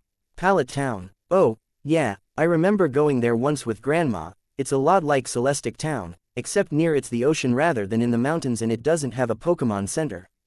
Known Pokemon: Pikachu, Charizard, Bulbasaur, Squirtle, Totodile, Bayleaf, Heracross, Noctowl, Sceptile, Snorlax, Glalie, Infernape, Swellow, Staraptor, etc. It'll be hard to train so many Pokemon equally, which is why I only have 12 myself, but we'll work on that, I suppose. Known accomplishments: stopped many Team Rocket plots in Kanto and Johto, Team Magma and Aqua plots in Hoenn, including helping Lance, and Team Galactic plots in Sinnoh. Involved in many incidents involving legendary Pokemon. To be able to stop so many criminal organizations, and he started when he was only 10, too. She thought, impressed with his ability to mess up villainous plots. And there was yet another interesting thing about Ash Ketchum. So, it wasn't just Spear Pillar, then. Most people go their whole lives without even glimpsing a legendary, but Ash seems to have a way of getting caught up in interesting situations. If what happened with Palkia and Dialga is anything to go by, growing up on St. Aura's about the legendary Pokemon of Sinnoh and the other regions, it had always been a dream of hers to see one, a dream that had been fulfilled because of Ash and his friends. Her reading was interrupted by the sound of splashing from the bathroom. Melodic: Gastrodon, stop making so much noise, I'm trying to read. She shouted. Sorry, Cynthia, sorry, they called out in their respective languages. Cynthia sighed. Those two are always the same whenever there's a hot tub around. She looked back at the file on the large desk she was sitting at and was about to begin reading again, but the file was caught by the wind created by her Braviary and Togekiss, who decided it would be a great idea to race around the house-sized penthouse. The papers scattered around the floor. Cynthia sighed. Oh, well, it's not like I haven't read about 10 times already. She was pretty sure she could recite the facts of Ash's career as a trainer by heart. She had all the information she needed to come to a decision. And she had, of course. She had been thinking about it for a while, but seeing Ash beat Tobias finalized her decision and she would give him her offer, as soon as he showed up, of course. She did say 3:30 p.m., didn't she? She decided to watch a movie to pass the time. Sitting down on a couch, she flicked through the channels on the room's ridiculously large television. Oh, Love Disc, actually, was on, one of her favorites.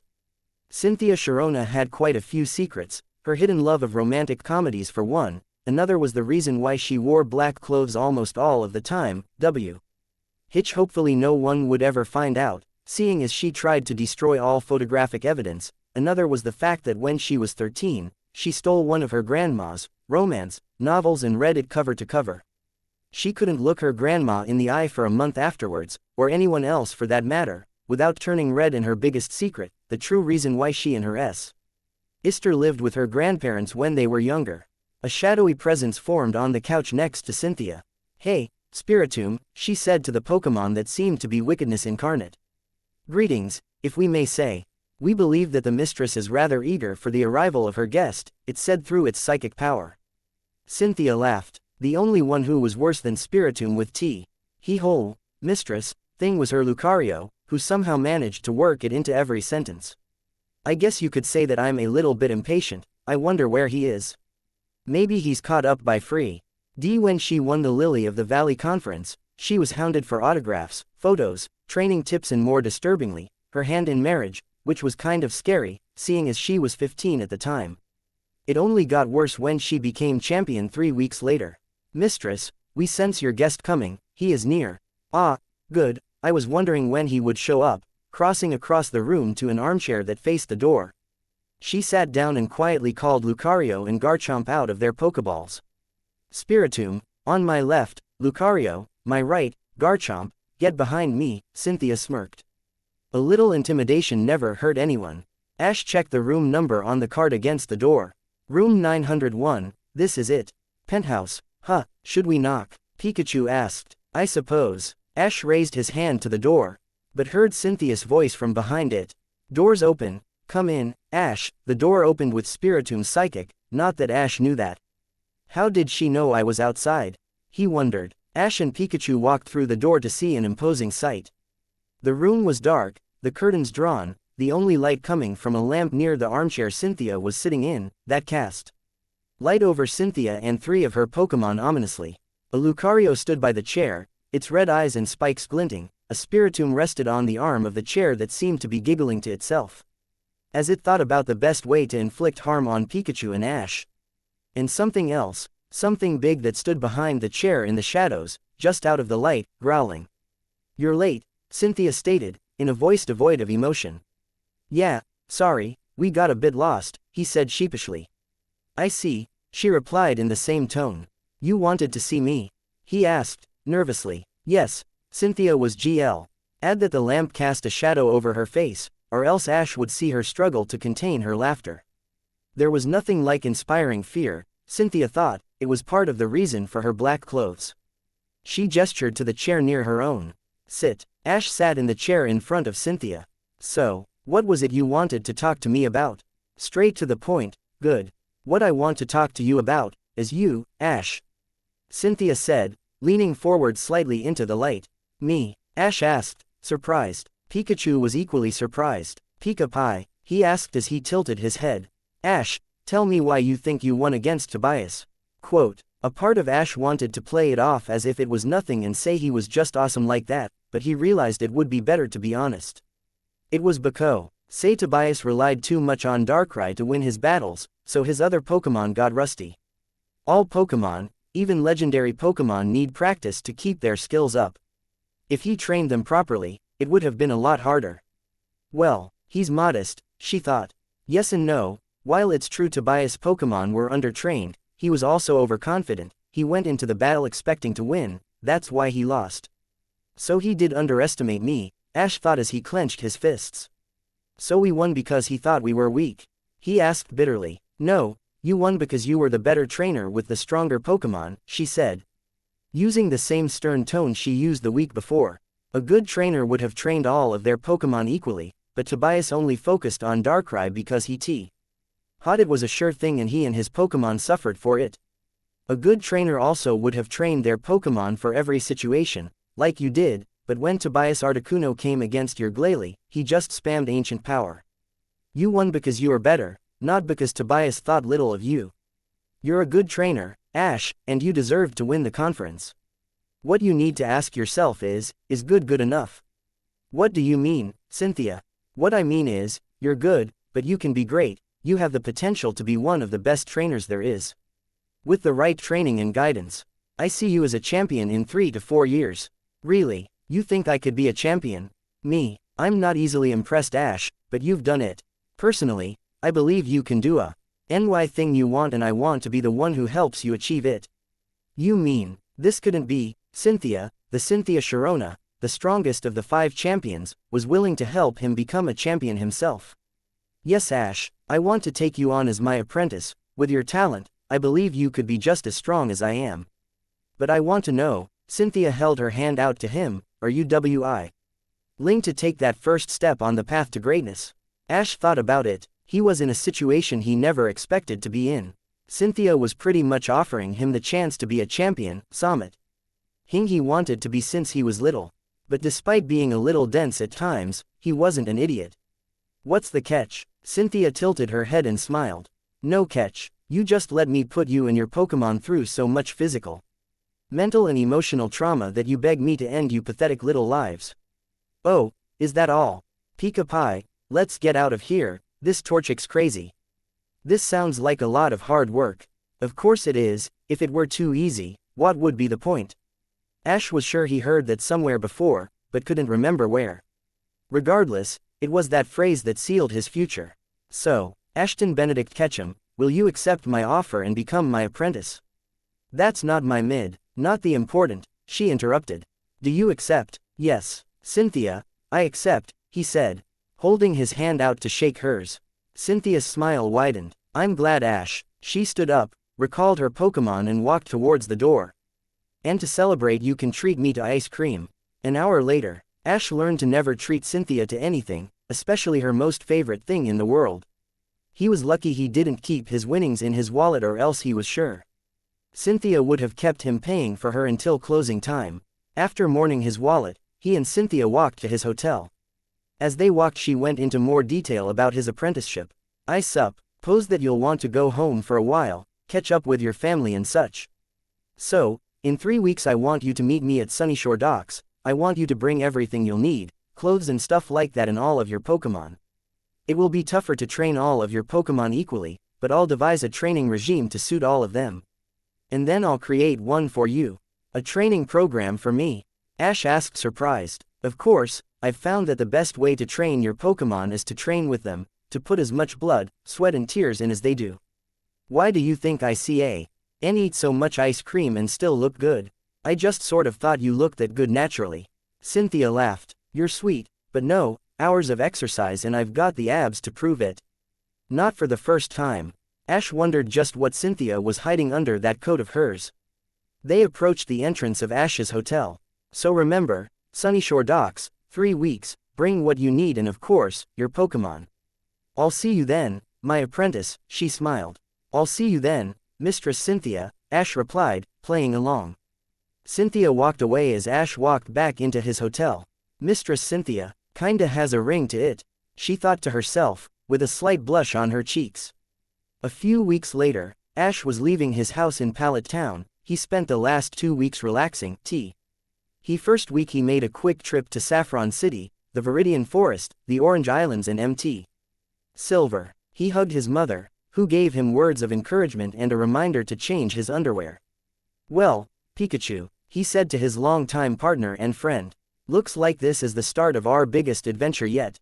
Come on, don't want to keep your mate waiting.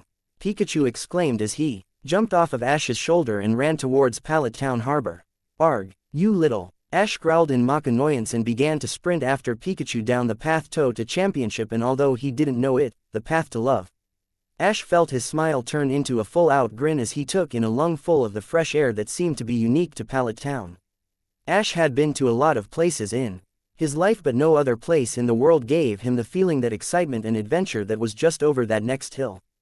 But perhaps he was a little biased about his hometown. After all, he was sure Cynthia felt the same way about Celestic Town. Speaking of his fiancée, She tightened her grip on his hand, no doubt to stop him sprinting to his mom's house as he usually did. What could he say? Old habits die hard. Ash, let's just enjoy the walk, okay?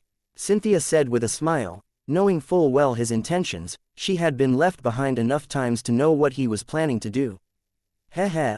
Sorry Cynthia, Ash chuckled, rubbing the back of his head with his free hand. You can be so silly sometimes, she laughed. But I wouldn't have you any other way. She kissed him on the cheek. So, why are you excited to see Delia? It's only been a month or so. I know, I just love seeing her. Me too. Ash turned his head slightly to face Pikachu. No, you just love that she spoils you with ketchup. And that's why I love seeing her. Cynthia just leaned her head against Ash's shoulder, listening to Ash and Pikachu's banter, which was a lot easier than it had been when they started dating. Ash had been a bit of a late bloomer, but he had a huge growth spurt a couple of years ago and the results were astounding. He was eye level with her nose, without her heels on, which might not have sounded like much. But considering that he was half her size when they first met, they both considered it a great improvement. The only downside was that it was a lot harder to accidental. Pull his face against her chest when they hugged. Her Ashy was so easy to fluster back then, she thought with a smirk. Cynthia focused back on Ash as he pocketed his X-transceiver. She must have drifted off for a few minutes. Distracted by memories of a much shorter, red-faced Ash. Who was that? She asked. It was Professor Oak. He wanted to talk to me about some research or something. Will it take long? An hour or so, maybe. Quote, do you want to head over to the lab and catch up later? I don't know. Oh, go on, it's only an hour. Besides, it gives me and Delia more time to look at baby photos and tell embarrassing stories about you. Cynthia, you don't actually do that, do you? Ash groaned. Well, you're our favorite subject, so feel flattered. She teased. They came to the fork in the road. One path that led Professor Oak's lab and the other leading to the 20 or so houses that made up Pallet Town. I'll see you later. Love you, Cynthia whispered in his ear. Ash turned his head to meet her lips in a quick kiss. Love you too. Ash stood where he was for a moment, simply watching Cynthia walk, her waterfall of blonde hair moving gently in the soft breeze. Fort. Innately not strong enough for her to need a coat, he was happy to report, enjoying the sight of Cynthia's hips swaying with the natural grace she exuded in nearly everything she did. He was going to marry her, he reminded himself. His ever-growing smile threatened to split his face and probably would have too, if Pikachu hadn't sent 1,000 volts coursing through his body, shaking off the jolt of lightning as if it was nothing. And at this point it really wasn't. People often joked that he was part ground type.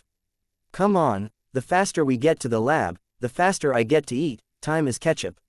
Shaw, king himself out of his Cynthia-induced trance, he took the path that led up the hill towards the lab. After a few minutes he arrived at the lab. Walking through the door, he was greeted by Tracy, P. Professor Oak's assistant and a one-time traveling companion. Hey Ash, long time, no see. Hi Tracy, it's been a while, huh? Are you looking for the professor? Yeah, is he around? He should be out back. He likes to walk around the ranch and observe the Pokemon around this time. Thanks Tracy. Ash walked out onto the large green field where his Pokemon liked to rest when they weren't training. He crept through the field as slowly as possible, keeping low to the ground. He swore softly as he snapped a twig underfoot. Why you ask? Well, the answer to that question was stampeding his way. Even though he was being crushed under the feet, talons, etc., of 40-plus Pokemon, Ash couldn't help but laugh as his friends tried to turn him into an pancake. It seemed that they were always excited to see him, no matter how often. Charizard sent a small spout of fire at his hat that he barely managed to dodge. Primeape gave him the customary punch in the arm. He would probably get the feeling back in a couple of hours or so. Venusaur pulled Ash into a hug with his vines and Garchomp, and Feraligatr gave him an affectionate nibble on his head. He should probably get a bandage for that. I missed you too, everybody. He shouted over the cacophony of his Pokemon's calls. Has anyone seen Professor Oak? Muck will bring Ash to Snuggles. Follow Muck. Muck called out, putting her larger arm into the air, before squelching off towards the forest. Ash followed Muck. Pikachu stayed behind, saying he wanted to catch up with everybody. Ash and Muck tracked down the professor, who was taking notes on Lucario. Muck made their presence known by glomping the poor man. I have returned, my moon and stars. Hello, Muck, Professor Oak sighed. And hello Ash. Hello, Master. Hello, Lucario, Professor, how are you? Well, I'm as good as I can be, he gestured to Muck, who was whispering sweet nothings into the professor's ear. Luckily Professor Oak couldn't understand Pokemon as well as Ash, who was trying not to laugh. Come on, let's go back to the lab, there's something I wanted to talk to you about. Not there, Muck, I thought we talked about this. Muck followed the two back to the lab. Until Ash mentioned that Cynthia made a sandwich, just for her, then Muck fled as fast as an amorphous blob could. Ash laughed to himself, even a Pokemon comprised of toxic waste was wary of his fiancée's cooking.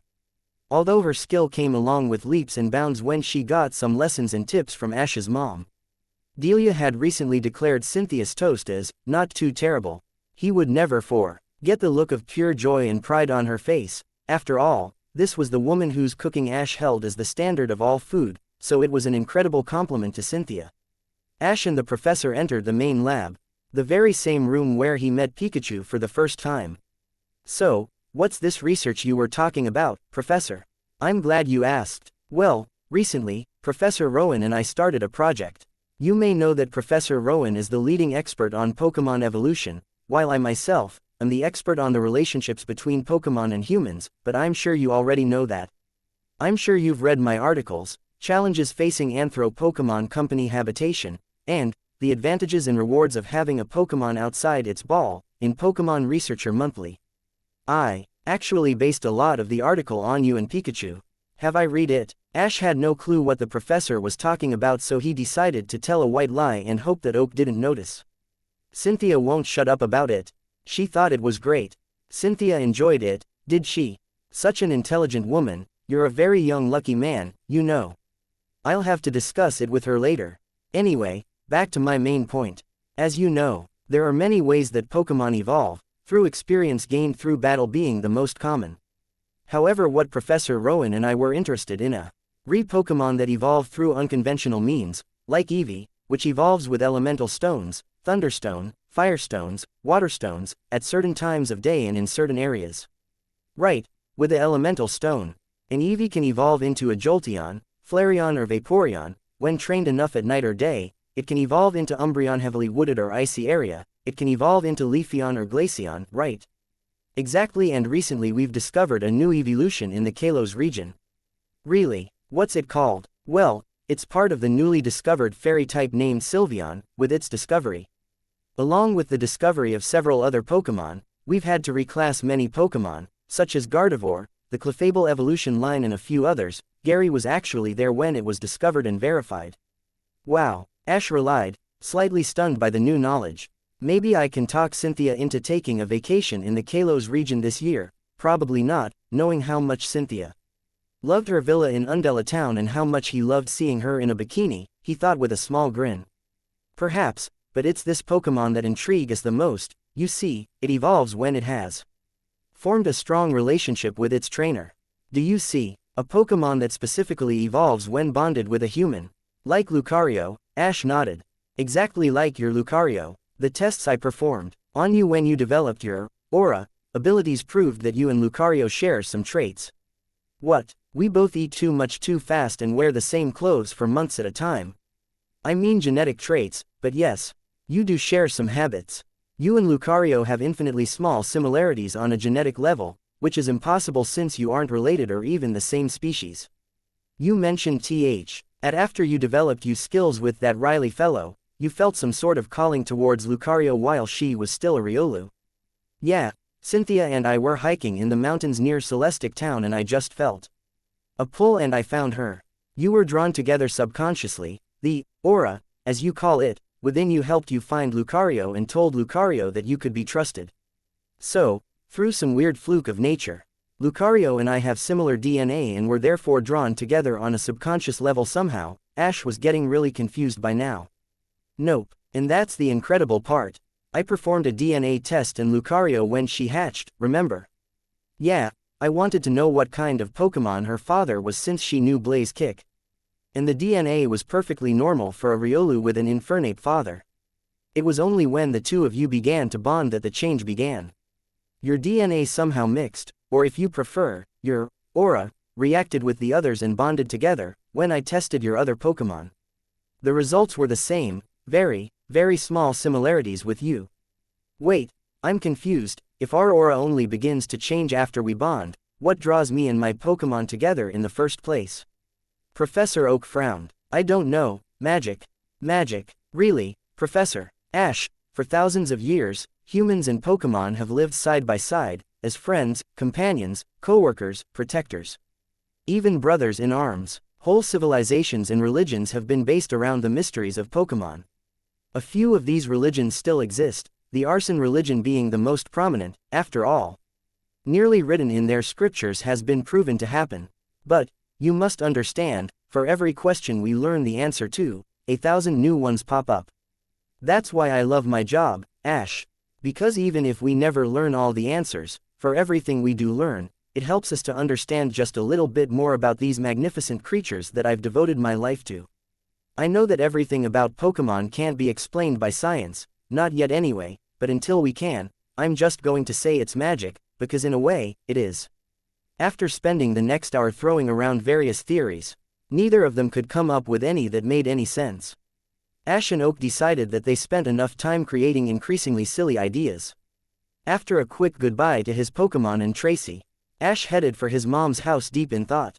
Pikachu decided to stay with the other Pokemon, not wanting his sleep interrupted by the sound of human mating. Honestly, Pikachu had no idea how humans were the most numerous species on the planet. If Pika-Pie and Cynthia's coupling was anything to go by, their mating rituals lasted for months, and even after years of mating, not even a hint of an egg.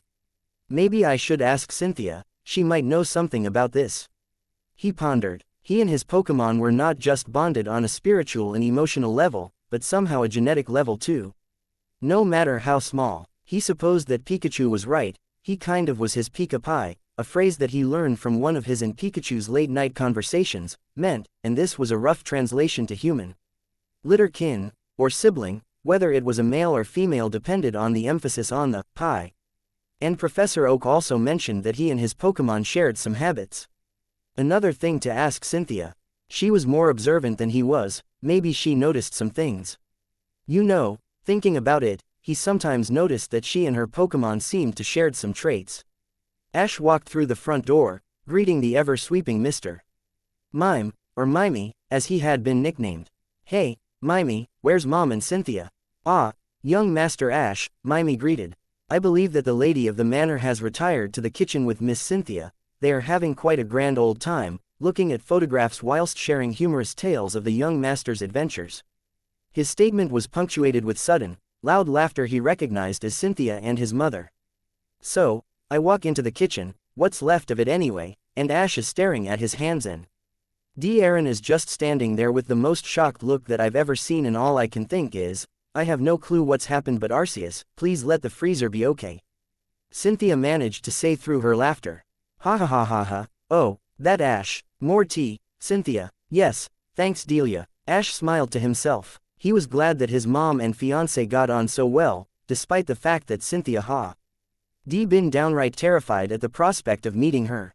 He wasn't sure what got her over her fear, he just knew it involved a broken teacup and a deeply blushing Cynthia being hugged tightly by his mom, who was crying in delight because her little boy finally found a strong woman to take care of him. Here's a good one, my husband and I taking Ash home from the hospital. He's so cute, and here he is, having his first bath. That was probably the time to interrupt, Ash thought. He walked into the kitchen, deciding to ignore Cynthia slipping the picture of him taking a bath into her trouser pocket for later. I'm back. Oh, hi, honey, Delia smiled. What's going on in here? He asked. Oh, you know, not a lot, just talking, drinking tea, Cynthia answered as she tried to suppress a smile. Reid. Delia stood up from the table she and Cynthia were sitting at, picking up the photo albums scattered around the table. So, I'm going upstairs to pack these away, you two can entertain yourselves, right? We'll find something, Delia, don't worry. Delia left the kitchen and Cynthia led Ash into the living room. He sat down on the couch while she began to rummage through a drawer next to the TV. So, you want to watch a movie or something? Delia has some pretty good ones. A few of my favorites are here: The Giant Woman, The Magic Door, the original and the remake, Love and Battles. Yeah, let's not watch that one, Ash mumbled. Why? Because you cry every time we watch it. She smiled as she sat beside Ash, leaning her body against his and lying her head against his shoulder. I don't cry, I just think that, you know. Yeah, you cry, Cynthia reaffirmed, wrapping her arms around her fiancé. He was trying to help his girlfriend regain her memories, and guess what? They're both dead. Cynthia twisted her head to place her lips on Ash's neck and nibbled gently on it. Smiling slightly in satisfaction when he shuddered, she said, all right, we'll watch something else, okay? What do you want to watch? I think I have some movies I left behind in my room from when I eyeing the night, right? Well, it's kind of late, so I guess so. Good. I love sleeping in your old bed. Why, it's so small. You practically have to sleep on top of me. He tailed off, purposely. Cynthia took the bait, slowly bringing her lips towards his. She held her lips above his, a mere centimeter separating them from the familiar pleasure of their lips and tongues colliding, waiting to see who would give in first. Maybe I just love being close to you, she breathed, her arm breath caressing his face, and the sweet scent of her hair did him no favors in resisting the blonde Valkyrie sitting in his lap. Come on, Ash, just a few seconds longer, strengthening his resolve. He pulled her chest against his and whispered, oh, and just how close would you like to be? Cynthia began to grind her hips into Ash's and opened the bottom buttons on her sleeveless shirt, encore. Aging his hands to explore her milky white torso, which one hand did, the other reaching around to grab a handful of her firm ass. She ran her tongue on the outer shell of his ear, running her hands through his hair after removing his hat. As close as possible, Ashy, she half moaned into his ear. The way she used his childhood nickname did things to him that he just couldn't explain. And she knew it. Instantly regretting what he was about to do, he promised himself he would make it up to Cynthia, he would make it up to her hard. He quickly stood up and turned around and unceremoniously dumped Cynthia on the couch.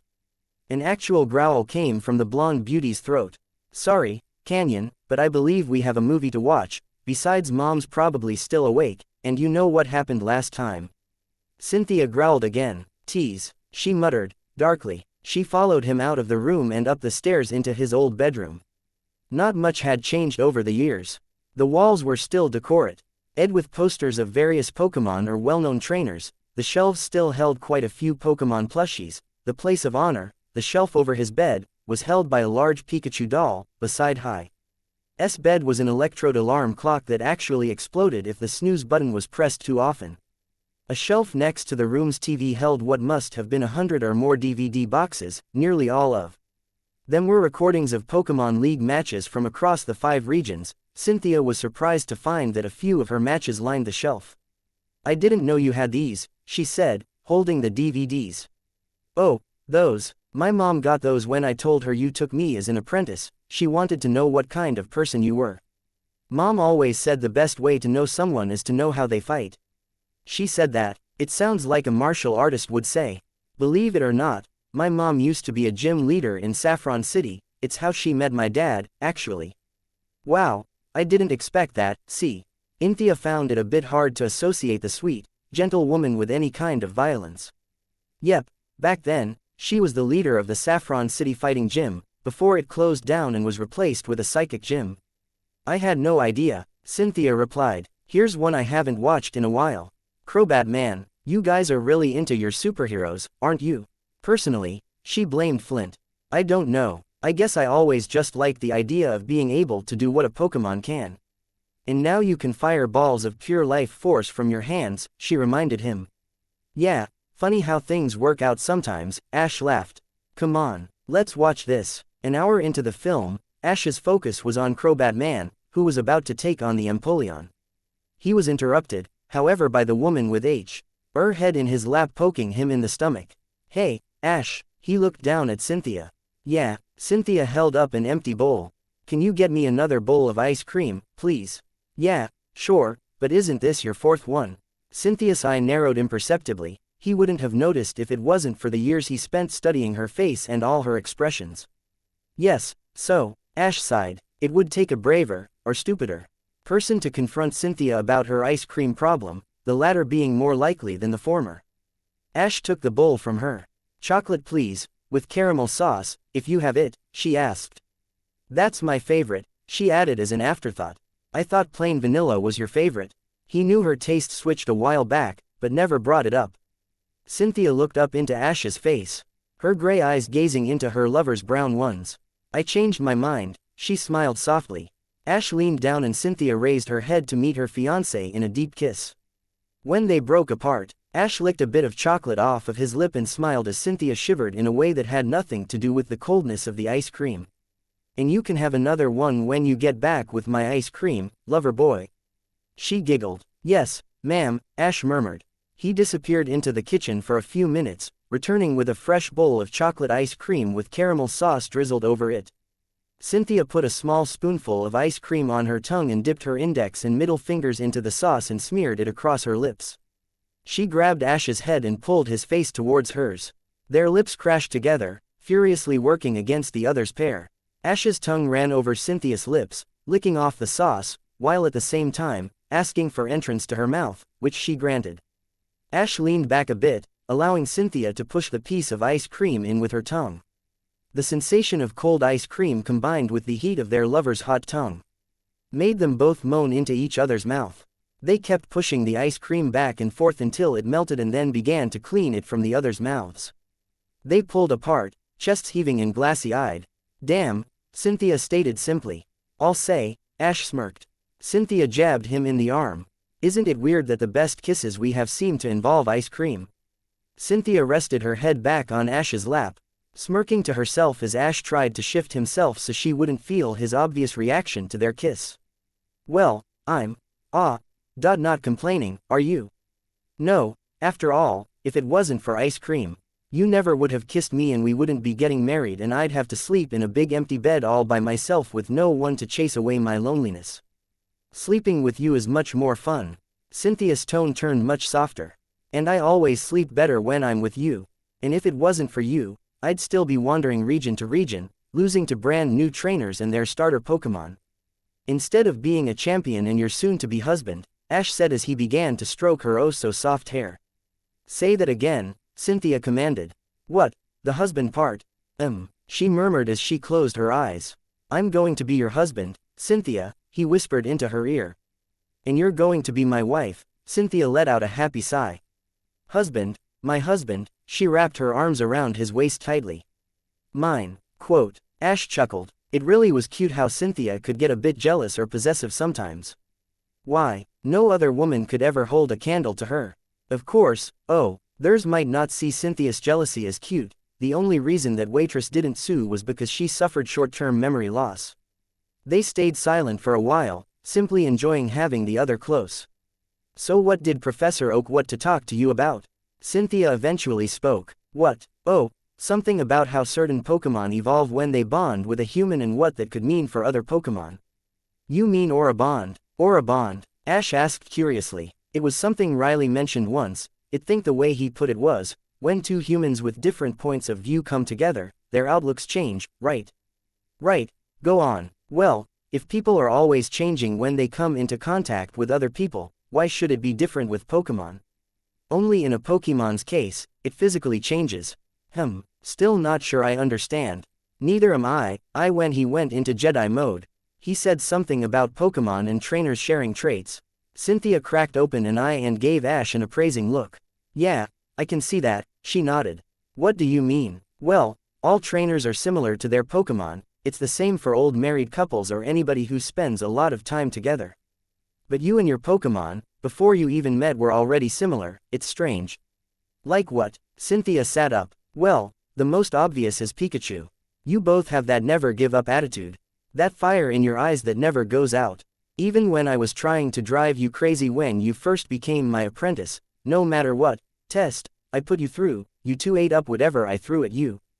Okay, that's one example. Should I go on? Because there are a lot of examples. Like for Alligator, you always try to make everyone around you happy and you usually do, although you mess up sometimes. She finished with a small smile. First off, I didn't know that she was going to tell the newspapers. Second, I had no idea that they were going to take it so out of context. Thirdly, are you ever going to let that go? Not when the four bring it up every 5 minutes. How did that headline go again? Oh yes, Mistress Cynthia, is Champion Sharona a closet BDSM enthusiast?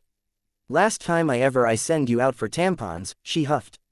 Again, I'm sorry. Anyway, Venusaur and you always try to help everyone, whether it's settling an argument or saving someone's life, yo. You put your whole being into changing people's lives for the better. It's times like that I think that you would make. Cynthia trailed off, her pale cheeks turning a shade of pink. She turned her face into Ash's stomach to hide her blush. Cynthia. Ash looked down at her, slightly worried. It's nothing. Cynthia was glad she managed to catch herself. If she continued, she would have told Ash he had all the qualities of a great father. She wasn't sure how Ash would react to that. Sure, they had discussed children before, after a small scare a couple of years ago, back when Ash had yet to become champion. Before they got engaged, they both decided that having a child wouldn't be the best choice at the time, but they were getting married soon, and as she mentioned to herself a few times, Ash would make a great dad, and once, for fun, she thought about how their possible child would look. But those thoughts were for another day, not today, but soon. Cynthia. Ash's voice broke her from her reverie. What? Oh, right, well, another obvious one is Snorlax. Seriously, you shovel down food like an Excadrill shovels dirt. No, I don't, Ash replied indignantly. Okay, admittedly, your table manners have improved. But I can't see how, even with all the exercise and training we do daily, you don't put on a single pound. If I could eat whatever I liked and never had to worry about putting on weight.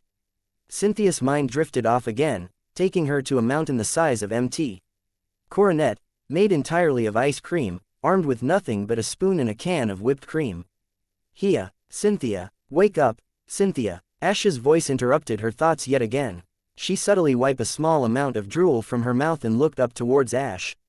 You alright? Yeah, fine. Ice Cream Mountain, he asked. Ice Cream Mountain, she confirmed. Next up is Infernape. When you battle, you look so happy, you just enjoy being with your Pokemon, your eyes light up, even when you fought Alder. It was easy to see how much fun you all were having. It makes me happy every time I see you like that, it reminds me how lucky we are to have found each other. Ash blushed faintly from her praise and began to stroke her hair again. I love, Cynthia, and I love you, Ash. So, finally, Charizard, you work together so well, in perfect harmony, destroying anyone foolish enough to stand in your way. I don't know what it is. But when you two battle together, Mama likes. What, really? Ash asked, surprised. Well, yeah, you're a powerful, handsome man, and when you and Charizard battle, everyone knows it. And the knowledge that the strong, handsome man down on the field is my property. It really gets me going, Cynthia purred as she began to plant kisses on Ash's neck. So, I'm your property, am I? Ash replied, playfully. Oh, yes, after you became my apprentice, your ass was mine. Our upcoming marriage just makes it legally binding, sweetie. Cynthia rested her hands on Ash's thighs and leaned in for another heated kiss. I own you, Ash Ketchum, don't you forget it. She finished with an award-winning smile. So, does that mean I own you, Cynthia? Don't be so chauvinistic, she jokingly admonished. Yes, dear, but yes, I own you mind, body and soul, it's only fair it works the other way around. Whatever happened to the woman who would only tell me that she loved me when she thought I was asleep? Ash teased. You stayed awake, that's what. It was true, while Cynthia could be very physically affectionate, it took her a while before she got comfortable with the more emotional side of their relationship.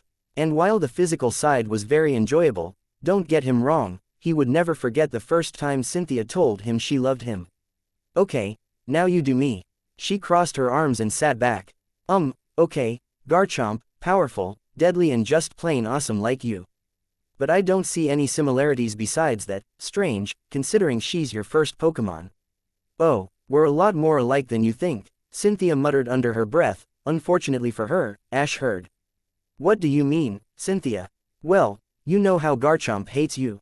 She doesn't hate me. In fact, I think I'm beginning to grow on her, possibly. She hates you. She hates me, Ash nodded. I think if we had met before I became champion, I would have hated you too, she said, not meeting his eyes. Really, Ash, I told you before what I was like back then, angry at the world, always trying to pick fights, I didn't care about anyone but myself. If 14-year-old me met 11-year-old you, a boy who always believes that there's good in people, even if it's buried deep down, I would have kicked your ass. Yeah, probably, Ash chuckled. I was kind of a pain back then. You didn't change much from when you were a kid, from what I heard. You're still a little dork who would do anything for his friends or complete strangers. And even though I would have kicked the crap out of you to teach you some sense, that's the main reason I fell for you. Would you have really beaten me up? I would have made you my bitch, Ashy, Cynthia said with a seductive half-smile. You probably would have warmed up to me eventually, right? Oh, no doubt, you always make the people around you like you. Except for your grandpa and Team Rocket. Speaking of Team Rocket, did you send them the invites? Cynthia asked. Yeah, they're coming. Good. And what are you talking about? Grandpa loves you. She exclaimed. Really? Because all those death threats made it pretty clear. He disapproves of you and me being together, he said with uncertainty in his voice. You're still alive, aren't you? She said with a thin, raised eyebrow. Well, yeah, but. He wanted to say not for lack of trying. But Cynthia interrupted him. See, he loves you. Besides, if Grandpa disapproves, that means you're forbidden and every girl wants a bad boy, she whispered. I stole a boat once. He reminded her in a husky voice as he circled his arms around her waist. Cynthia let out a girlish sigh. Oh, you naughty boy, she exclaimed. But don't worry, I can change you. They both laughed. Okay, keep going, she told him. All right, Reid, you're both graceful, in and out of battle. Honestly, it's a pleasure just to watch you walk, and don't get me started on when you dance or when we spar. Are you sure the pleasure isn't just checking out my ass? Don't think I couldn't tell that you were looking earlier, Cynthia smirked. I won't deny that's part of it, but really, I just love watching you move. You're the epitome of poise and for thought for a second. Except for maybe that time you stumbled into my room drunk, or when you wake up in the morning, your hair looking like a rattata's nest, looking for your bra. Ash returned her smirk. Cynthia flushed with embarrassment. I wasn't even that drunk. You thought my bed was your Jeep and tried to drive home. Shut up, Cynthia. How much vodka did you drink? Ash changed his voice into a poor imitation of Cynthia's, slurring heavily. This many. Only 3 shots. No, those glasses are too tiny, 3 bottles. Cynthia buried her face in Ash's shoulder. Jerk, came her muffled cry. I'm just kidding, you're a hilarious drunk. Cynthia just muttered something along the lines of, never drinking again. Next up, Gastrodon. Cynthia raised her head. What you're about to say will decide if I'm going to stumble around for my bra in the morning, so answer carefully, she said with narrowed eyes. What I mean is you're both alike in battle. Pink and slimy, Cynthia questioned with a wry grin. No, that's you after training, Ash laughed. Ow, no, what I mean is, you always have your strategy planned out at least 6 moves ahead. You stand firm like a ground type and execute your plan to the letter, but, if something unexpected comes up, you can easily change your strategy, like a river changing cower. Say to compensate and still destroy your opponent with minimal effort, like a crashing tsunami. You know, it's only since I met you that I've had to alter my strategies. You always manage to mess up my plans. Yeah, so, Spiritom's next. You're both mysterious, dark and scary to those that don't know you, but in reality, you're big balls of sunshine to the people who know you. You were never frightened of me, were you? Cynthia asked, turning her head to face him. Remember that time in the hotel room when you intentionally tried to scare the crap out of me? Oh, yeah, that was fun. I'm glad you found it funny. I was worried you were going to kill me for some reason, Ash huffed. Oh, I'm sorry baby, did the big, bad champion give you a little fright? She laughed as she molded her body against Ash's. Let me kiss you better. Cynthia began to lick Ash's lips, hoping to entice him into opening up. She was taken by surprise when Ash grabbed the sides of her face and pushed his tongue into her mouth. Quickly forcing her own tongue into submission, Cynthia's arms held tightly onto Ash's back, moaning into his mouth. Eventually they broke apart, Ash with a satisfied smile and Cynthia with a flushed face, running her tongue over her lips to pick up any leftover trace of her lover's taste. I forgive you. Oh, Ashy, you know how I get when you take control. She snuggled into his side again. Sorry, don't be, I remember when you couldn't even look at me without blushing. Ash's cheeks darkened, thinking back to a time when his hormones finally hit him, that glorious summer when Cynthia had taken to wearing a pair of denim short shorts and happened to bend down a lot, right in front of him. You know, thinking about it, those shorts may have been one of Cynthia's legendary seduction plots. Something the Elite Four still laughed about to that day. Yeah, just like that. Well, you can't blame me. My beautiful, blonde, older mistress decided that I would be The lucky soul that she would grant the honor of receiving her affections. Most of the time, I'm sure you can understand why I was a bit shy. I loved it when you got all tongue-tied, it made me NK that maybe you felt the same way I did, Cynthia said with a shy smile that made his heart race. I always thought you were beautiful, inside and out, it's almost impossible not to fall in love with you. Cynthia turned her face away, her hair covering most of her blush. If there was one thing she both hated and loved about Ash, it was his ability to make her feel like a 13-year-old girl. The worst thing was he didn't even know what he did to her. Then, like Umbreon, you're mysterious, cool, calm. The only difference between you and an Umbreon is that Umbreon aren't black by choice. Well, I've always loved Umbreon and I sort of modeled myself on them. It started when Emily gave me my hair clips. Cynthia gestured to the clips. I went through a little goth phase when I was younger, as you know.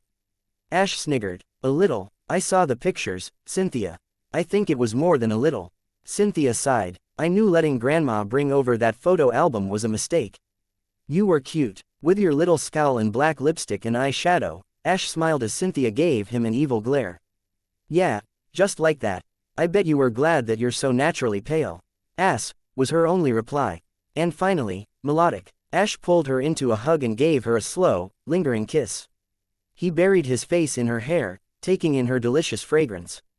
You're the most beautiful, perfect person I've ever met. Cynthia pulled away and kissed him on the cheek. Ash Bill Ketchum. That's not my middle name, Ash interrupted. Not important. Ash, I'm so glad I met you. Me too. Ash glanced at the TV. The movie had long since ended. Cynthia's bowl of ice cream melted into soup. It could wait until tomorrow. He stood up, scooping Cynthia into his arms, in a bridal fashion. She instinctively wrapped her arms around his neck. What are you doing? She giggled. I'm practicing. Come on, let's get to bed. Yes, let's, she replied as she leaned her head against his chest. But don't think you're getting any sleep tonight, Ash smiled, noticing the lustful look in his fiancée's eyes. Are you sure? If we're up all night, we'll have to spend all of tomorrow recuperating in that cramped bed. I don't mind. Quote, thanks for watching guys. Hope you all are enjoyed this video. If you do, please leave a like, share and subscribe. Also don't forget to support author of this fanfic.